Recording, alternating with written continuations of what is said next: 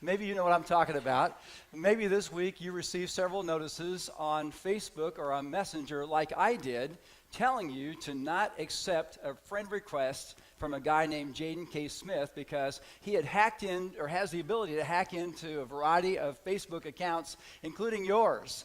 And if he gets into your account, he's going to get into your friends also and mess things up pretty well. So, I can't help but feel bad for a guy named Jaden K. Smith because that was a hoax that was presented with his name on it. And if Jaden K. Smith ever wants to find any kind of friends on Facebook ever again, he'll never be able to because everyone is going to be wanting to stay away from him. He will never find fulfillment in being able to be accepted as a friend on that. Today, our series of messages on soul cravings, we're talking about fulfillment. You might find on the back of your bulletin the outline to go along with today. You'll find that there are some blanks there. And if you just turn to that, please, then you'll be able to fill in some blanks along the way. And hopefully that will be helpful to you in our message today. We're also in the book of Ecclesiastes. Ecclesiastes is one of those books that's not preached from a whole lot except for maybe at funerals. And so I hope that you'll turn to that as well as page 1035 if you're using one of the Bibles in the chair in front of you. Page 1035 is where we're going to be starting to look today. Most people are looking for fulfillment. And they're trying it in a variety of different ways. They're trying to find it over here, trying to find it over there. And what they're discovering in many ways is that they're looking for a mirage that looks good, but as they get closer to it, or as they actually get to where they think they want to be, they find that it's less than fulfilling. And they find that they're still searching for the answers to find that fulfillment. In 2014, the software giant Microsoft paid $2.5 billion to acquire Mojang AB, the Swedish company that created the worldwide gaming sensation Minecraft. Now that deal made Marcus Persson, who is the founder of that particular company, a billionaire with a net worth of about $1.3 billion, according to Forbes magazine. Persson promptly outbid Beyonce and Jay-Z for a Beverly Hills mega mansion that was worth $70 million and has been described as an overwhelming sensory experience. In this home, it's outfitted with insane amenities like M&M candy towers, vodka and tequila bars, a movie theater, and 15 bathrooms, each equipped with a toilet that costs $5,600 each. That's amazing when you think about that. But listen, on August the 29th of 2015, Marcus Persson took to Twitter early in the morning. And here's a series of tweets that he put out about his lack of fulfillment. Listen to this. At 4:48 a.m., he said, the problem with getting everything is you run out of reasons to keep trying. And human interaction becomes impossible due to imbalance. 2 minutes later, at 4:50 a.m., he said, hanging out in Ibiza, which is in Spain, with a bunch of friends and partying with famous people, able to do whatever I want, and I've never felt more isolated. 4:52 a.m., 2 minutes later. He says, when we sold the company, the biggest effort went into making sure the employees got taken care of, and they all hate me now. And then 1 minute later, at 4:53 a.m., he said, found a great girl, but she's afraid of me and my lifestyle, and went with a normal person instead. Comedian Jim Carrey was a presenter at the 2016 Golden Globe Awards ceremony. Before announcing the nominees for the Best Motion Picture in Comedy, he was speaking to Hollywood's elite. And this is what he said to them. He said, I am two-time Golden Globe winner Jim Carrey. You know, when I go to sleep at night, I'm not just a guy going to sleep. I'm two-time Golden Globe winner Jim Carrey going to get some well-needed shut-eye. And when I dream, I don't just dream any old dream. No, sir, I dream about being three-time Golden Globe winning actor Jim Carrey. Because then I would be enough. It would finally be true. And I could stop this terrible search for what I know ultimately won't fulfill me. Now, the actors and actresses there were dressed to the nines, with tuxedos and designer gowns, and they're all laughing when Jim Carrey is saying these words, but they also all know that what he's saying is true. that there's always this pursuit for something more. If Jim Carrey would have won one, he'd have thought, wow, I'm in heaven right now. I've gotten one of these awards, and then he got his second one, and wow, that was fantastic too, but now he's still not enough until he gets a third one, is what he's saying. Isn't that funny how we are? Seem like we're always searching for something, and when we get it, we're fulfilled for just a little bit, and then we're still searching for more fulfillment along the way. And there are an awful lot of people in our world who are searching for fulfillment and finding it to be elusive. Marriage was supposed to be bringing great satisfaction, but their dream relationship and reality don't necessarily match up. And they ask, is this all there is? Having kids was supposed to bring meaning to them, and they thought that was going to happen. They thought there was going to be all kinds of joy in that, and there often is joy, but there's also stress involved, and there's more stress than they anticipated. And they wonder, when will I ever stop meeting myself, coming and going? Stuff was supposed to bring freedom and to be a sign of success. On one day this week, I was on 41 at the light. I was getting ready to turn left onto Bee Ridge Road. I was heading south, and I was in that turn lane, and right next to that is a car wash. If you're familiar with that, you know what I'm talking about. As I glanced over at the car wash, I saw these cars that are lined up in front. They get washed, and they are brought down, and they're kind of along 41, and guys are out there still kind of polishing them and stuff like that and making sure they're all taken care of. And there was one guy, I saw he had this beautiful white Porsche SUV. I mean, it was really, really nice. And I'm looking at this car, and I see him. He's walking. He's got shorts, and he's got like a long T-shirt on. His hair is all messed up. He's carrying a notebook with him. And he walks over to the front of the car like he's an inspector, you know. And so he walks over, and he's getting down like this, and he's pointing out this one little spot. He's getting the guy that's drying his car. Come on. Take a look at this, you know. And the guy has to get down to try to find what this little water spot must be on the front of his car. And I started laughing to myself thinking, boy, that guy is so fastidious about his stuff. It's amazing how we can get to this point of this mega rich, this mega wealthy guy of being able to feel like, wow, I have everything I've ever been looking for, and now I'm worried about a water spot on my car that's eventually going to get in a rainstorm this afternoon. Isn't that amazing? But as I sat there, there was also something else that popped into my head, and that is that sometimes I have been just as fastidious with some of my stuff as well.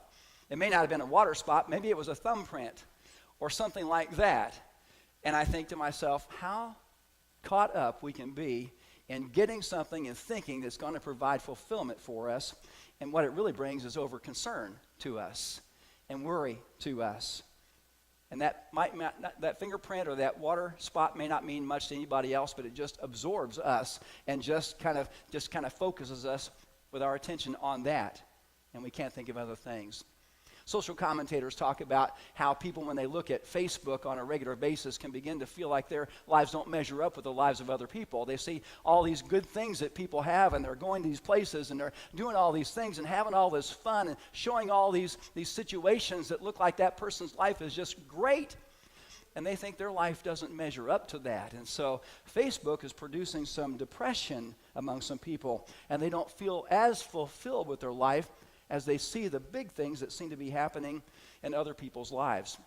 And that's why I've asked you to turn to the book of Ecclesiastes today, because Solomon is a guy who experienced a lot of things but had trouble finding fulfillment. Now, Ecclesiastes is a word which means the teacher or the preacher. And here's Solomon. He's writing this book about his experiences. It's kind of an autobiographical book that he has put together to talk to us about how elusive fulfillment could be. Now, you would think he's the king of Israel.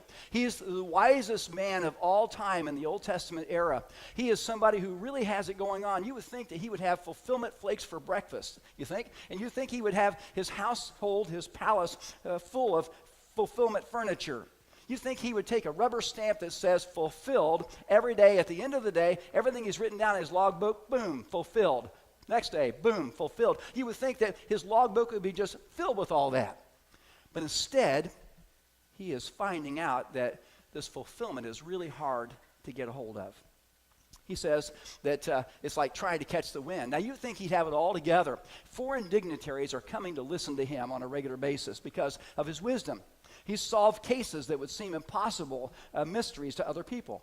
He built a magnificent temple for the worship of God. He had anything and everything that his heart desired. But if you were to read the book of Ecclesiastes, you would discover that it's a book that has a dark tone to it.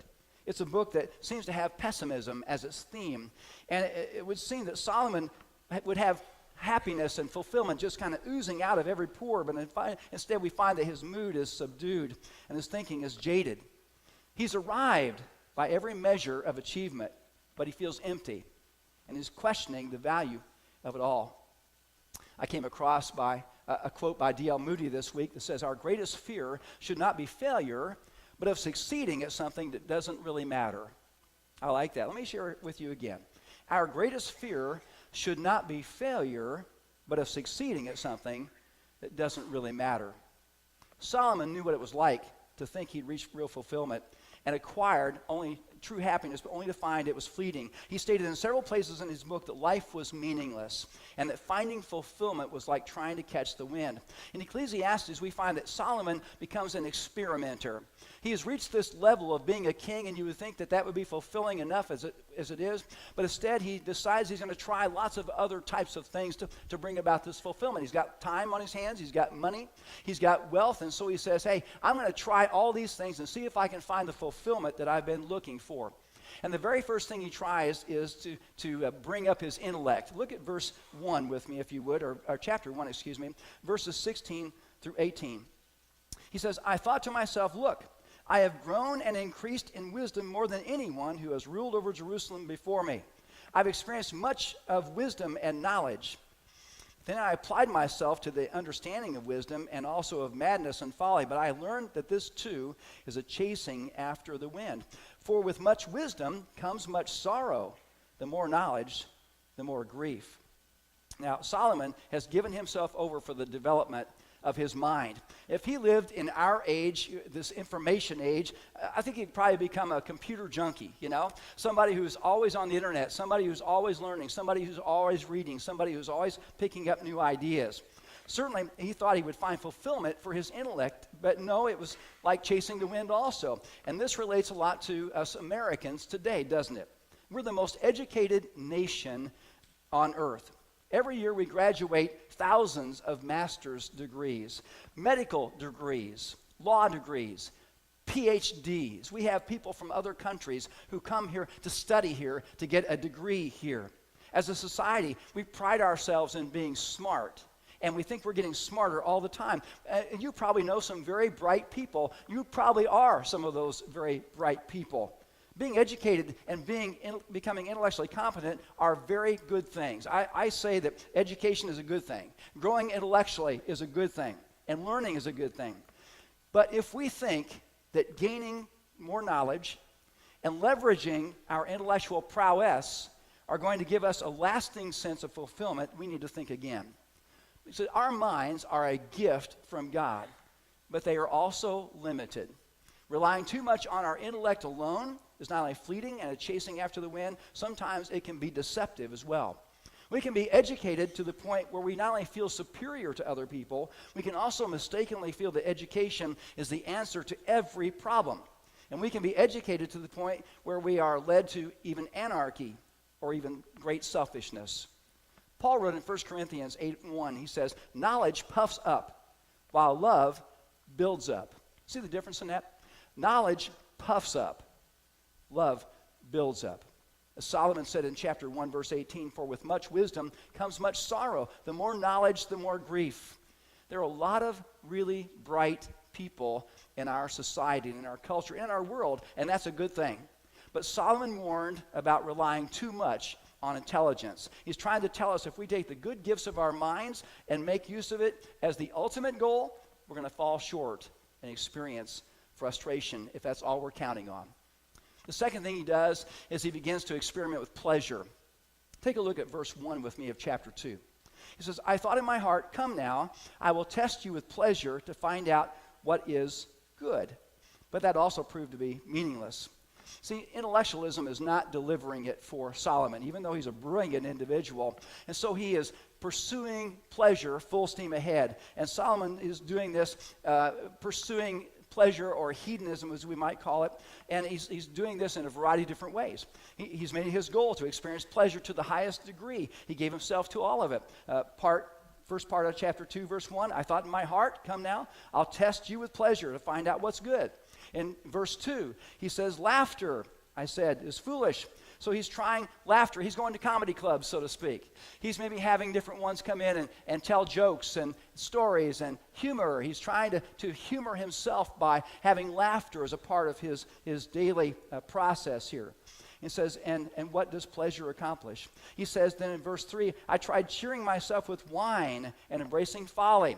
In other words, I tried to figure out what's going on. If I get drunk, what's that feeling going to be like? What kind of fun things, so to speak, can I get into by doing this? And he finds that, too, as a dead end. He finds that it doesn't provide what he was thinking that it might provide. And now if you skip down to the second half of verse 8, he says, I acquired men and women singers, and a harem as well, the delights of the heart of a man. In verse 10, he says, I have denied myself nothing my eyes desired. I refused my heart no pleasure. So the context here is telling us that he's really into music. He's really into sex. It's like wine, women, and song is his thing right here. And in 1 Kings chapter 11, we're told that he had 700 wives, 300 concubines. Being the king, they were at his beck and call at any time. But interestingly, all those women still didn't satisfy him. And at the rest of verse 1, it says, but that also proved to be meaningless. His experience is very relevant to our American culture in 2017. We're bored, and we're looking for stimulation. And we feel like we need this idea of comedy and alcohol and sex as well. We live in a society that's sexually stimulated 24/7, 365 days a year. Commercials on television flash a lot of flesh. Movies and music and checkout counter magazines glorify it. The pornography industry is a multi-billion-dollar industry. Human sex trafficking is a multi-nation issue. One of the subjects of discussion in ethical circles in the recent months is addressing sex with robots as the newest form of pursuit for some people. Now listen, sex is a very wonderful gift that God gives us, and it's meant to be within the confines of a marriage between a man and a woman. That's the way God designed it to be, and that's how it best works. But there are a lot of people who believe still that what happens in Vegas stays in Vegas. There are no consequences to what they are doing. And they believe that it's going to provide the ultimate fulfillment for them. But listen, the unending pursuit of sexual pleasure leads to loss, not fulfillment. Susie Scott is a former Playboy Bunny, a Playmate of the Year. And she became a Christian sometime after all that. And she spoke with the 700 Club. And she spoke very explicitly about her life in the Playboy Mansion, the orgies that she was involved in, and the various and sundry escapades that she observed. And this is what she said. She said, when you go down that road, sex becomes less and less satisfying and more perverse. And then it finally becomes utterly worthless. It doesn't mean anything to anyone. Now, friends, she went down that road. She lived that life. She speaks from vast experience. And she's telling us, just like Solomon did, that the unending pursuit of sexual fulfillment kills the development of intimate human relationships, chasing after the wind. So intellectualism couldn't do it for Solomon, couldn't provide that lasting fulfillment. Neither could pleasure or hedonism, couldn't provide it. And so he decides to try some good old-fashioned materialism. And so he goes for possessions. Look at chapter 2 with me, if you would please, verses 4 through 8. He says, I undertook great projects. I built houses for myself and planted vineyards. I made gardens and parks and planted all the kinds of fruit trees in them. I made reservoirs to water groves of flourishing trees. I bought male and female slaves and had other slaves who were born in my house. I also owned more herds and flocks than anyone in Jerusalem before me. I amassed silver and gold for myself and the treasury of kings and provinces. Now, what Solomon is saying here is I built more stuff and I bought more stuff than anyone else around me. That's what he's essentially saying. If we modernize it, we could say he had more homes, he had more properties, he had more vehicles, he had more computers, more 401ks, more IRAs, more employees than anyone else around him. He had it all. and even more, but it still wasn't enough to satisfy his heart. In their book, Affluenza, the authors say affluenza is a painful, contagious, socially transmitted condition of overload, debt, anxiety, and waste resulting from the dogged pursuit of more. The dogged pursuit of more. Let me tell you the American trends in spending from last year. 76% of Americans admit to living paycheck to paycheck. 40% of households feel they have too much debt right now. $279,002 of interest is what the average consumer will spend over their lifetime. $70.2 billion is the amount Americans spent buying lottery tickets in 2015. $63 billion is the total amount Americans spent last year on sports tickets, books, video games, movie tickets, and music. And most people are still not fulfilled feeling. We have 1 billion credit cards that have put us over $1 trillion in debt, not including mortgages, because we can't get enough in our society. And what Solomon learned is that when we take the good gifts of God and we make them the goal of our life, the good gifts become the goal, in the end we don't find fulfillment. We find a lot of frustration. Some might say, yeah, well, what about the studies that are telling us about the millennial generation, those that are coming up? What about the minimalist generation?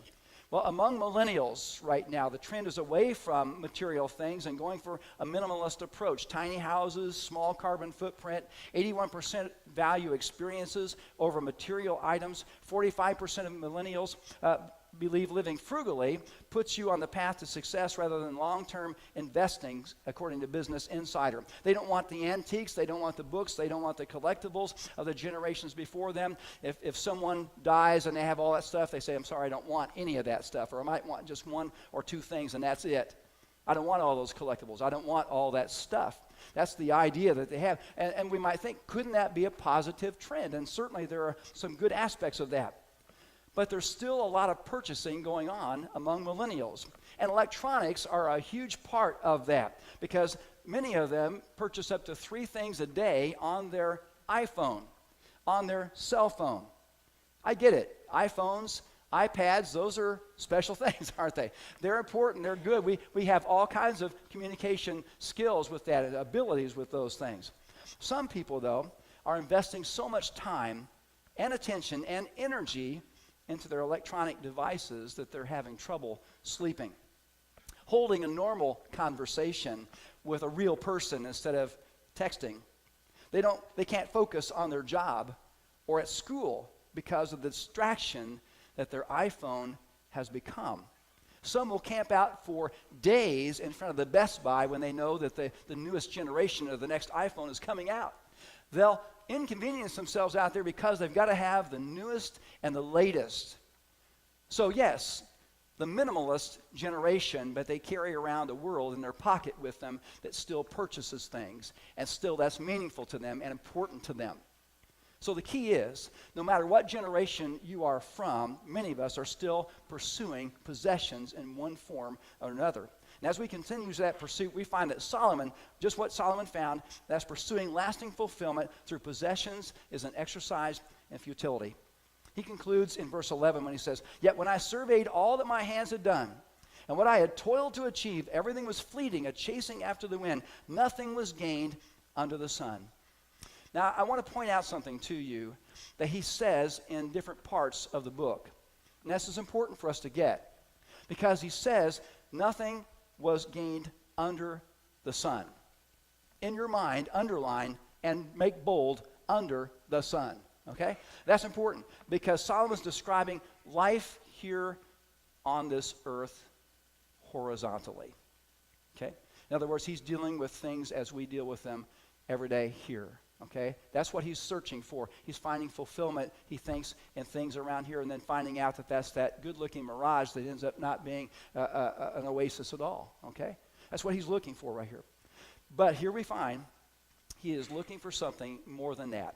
Now, Chuck Swindoll calls it horizontal happiness is what he's been looking for around the things. The Eagles call it the life in the fast lane, okay? But the good news is he is pointing us to a better place. He wraps up this section of his book by pointing us to a person who is going to bring fulfillment. He points us to a vertical life that's going to provide a lasting fulfillment for us. And so take a look at verse 24 of chapter 2. If you'll turn the page there, you'll find that he starts talking about faith right here as the way to find fulfillment. And we're going to look at verses 24 through 26, and then we're going to turn to chapter 12 in just a moment also to see what he says there. But take a look here at verse 24 through 26 of chapter 2. He says, "A man can do nothing better than to eat and drink and find satisfaction in his work. This too I see is from the hand of God. For without him, who can eat or find enjoyment? To the man who pleases him, God gives wisdom, knowledge, and happiness. But to the sinner, he gives the task of gathering and storing up wealth to hand it over to the one who pleases God." And of course, he goes on and talks about meaningless again and chasing after the wind. In other words, the person who is not pursuing God is pursuing meaningless things, and he's chasing after the wind. But those who are pleasing to God, those who are pursuing a relationship with God, are going to find fulfillment, is what he's getting at right here. And Solomon writes that God gives wisdom, he gives knowledge and happiness to the person whose goal it is to please him with their lifestyle.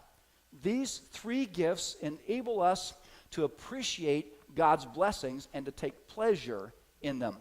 Learn to be grateful. That's important for us, isn't it? To learn to be grateful, to not think it's through our own intellect, not just through our own abilities, whatever it may be, that has gotten us all these things, but as Deuteronomy says, God is the one who gives us the ability to make wealth or to do these things, to accomplish these things.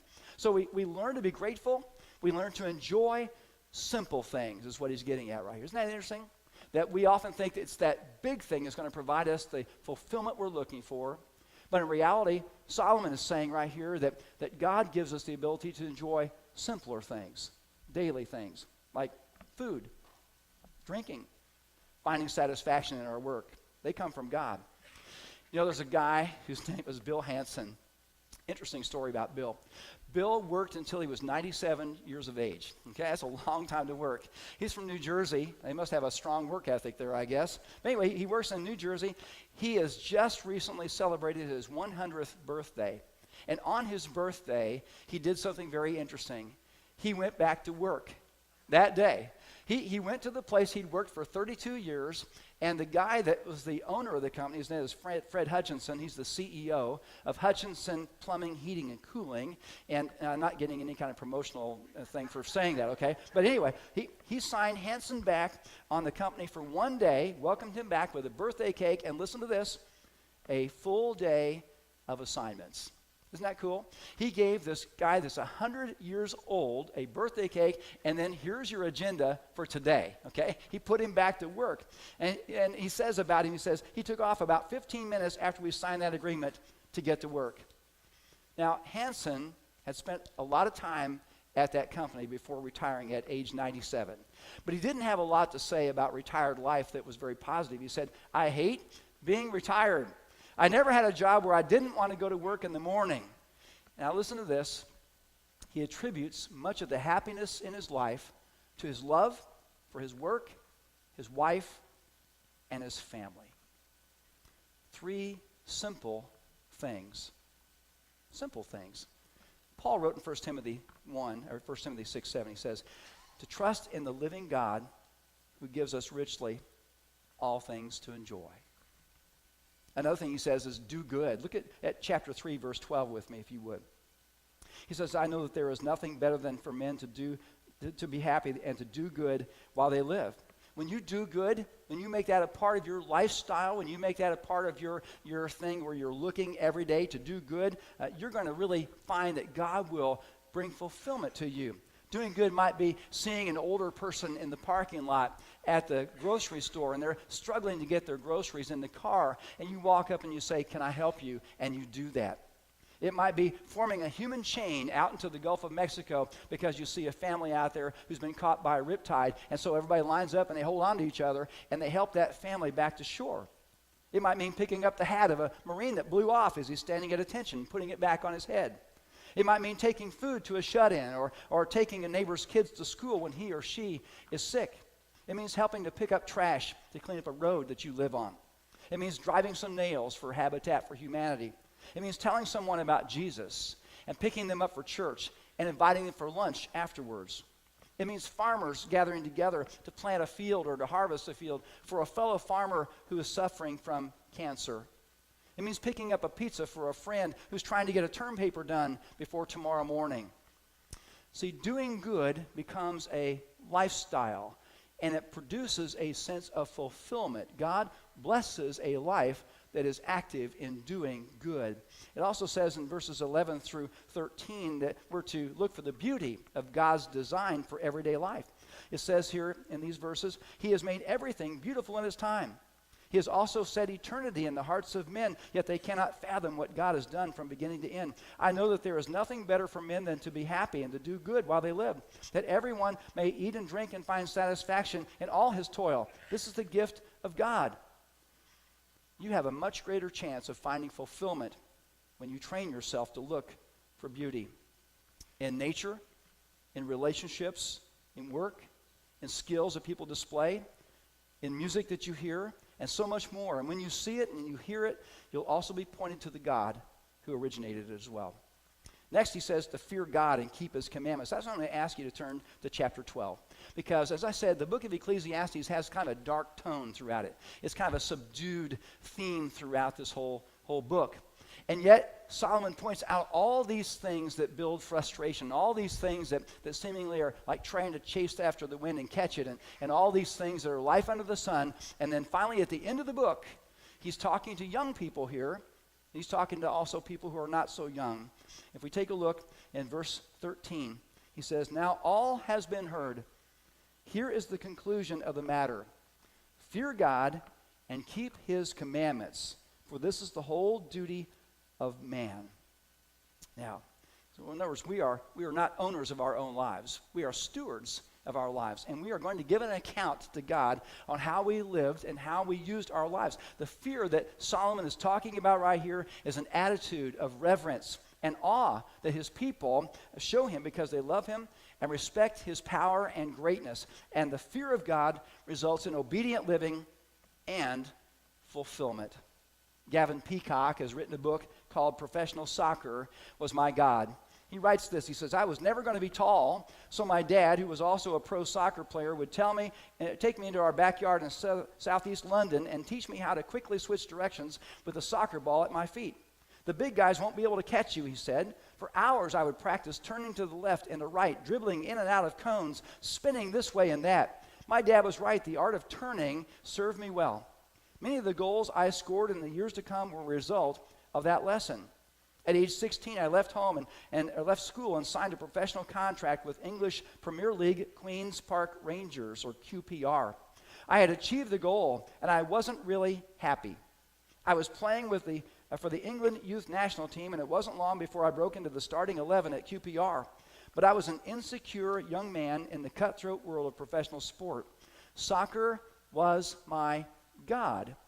If I played well on a Saturday, I was high. If I played poorly, I was low. My sense of well-being depended entirely on my performance. I soon realized that achieving the goal wasn't all it was cracked up to be. Then when I was 18, God intervened in my life.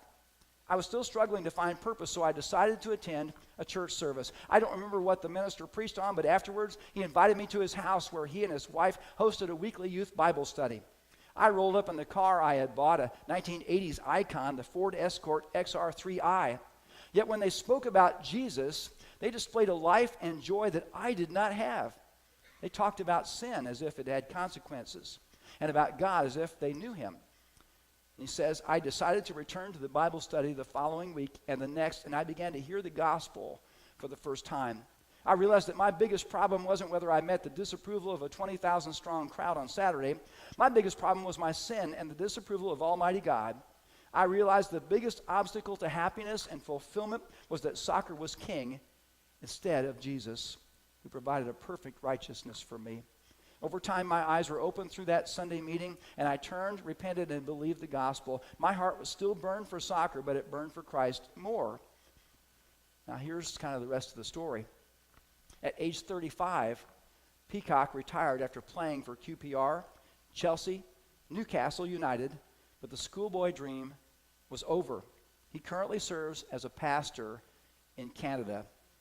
And he concluded by saying, all those years ago, my earthly father taught me the art of turning, but it was my heavenly Father who turned me first to Christ and then helped me to turn others to Christ by preaching his gospel.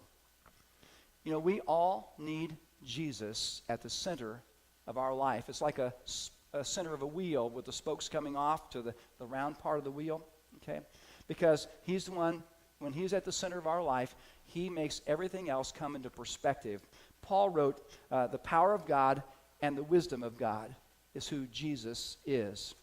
So after having run hard at all these pursuits, Solomon comes home to God. And as he learned, the solution is to put God first and at the center. And that's the point of the first 2 chapters of Ecclesiastes also. You can be rich, you can be smart, you can be a gold medal winning athlete, you can have lots of sex appeal, but unless Jesus is at the center of your life, more money, more education, more sex, more things are never going to satisfy you. They may stimulate you, but in the end, you'll only find frustration because they can't give you fulfillment. But if you do as Jesus said, he puts it this way: seek first the kingdom of God and his righteousness, and then all these things, in other words, good things from God, shall be given to you. And then you can go on and enjoy all the gifts of grace he's given you, because in Jesus and Jesus alone lies true fulfillment and life. That's good news, friends, and it's cause for great joy as well. I hope that as you are pursuing fulfillment in your own life, that you will say, Jesus, I want you at the center of my life. Maybe there's someone here today who knows that they have not put Jesus at the center of their life, and they know that's what they need to do. Today we're going to offer an invitation to you to come up and to say, yes, that's what I want to do. I want to place Jesus Christ in his proper place in my life. I know about him, but I've been having him on the outside over here, and I've had all these other things in the middle, trying to find fulfillment, trying to find the answers, trying to find what I think will bring me joy in my life and happiness. In reality, if you move him to the center, you'll find that he puts all those other things into perspective in your life.